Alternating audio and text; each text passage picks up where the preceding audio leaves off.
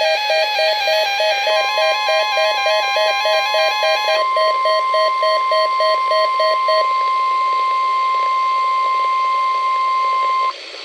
is a test of the NOAA weather radio warning device. During potentially dangerous weather situations, specially built receivers are automatically activated to warn of the impending hazard. Tests of these receivers normally are conducted by the National Weather Service every Wednesday between 11 a.m. and noon. When there is a threat of or existing severe weather in the area on Wednesday, the test is postponed until the next good weather day.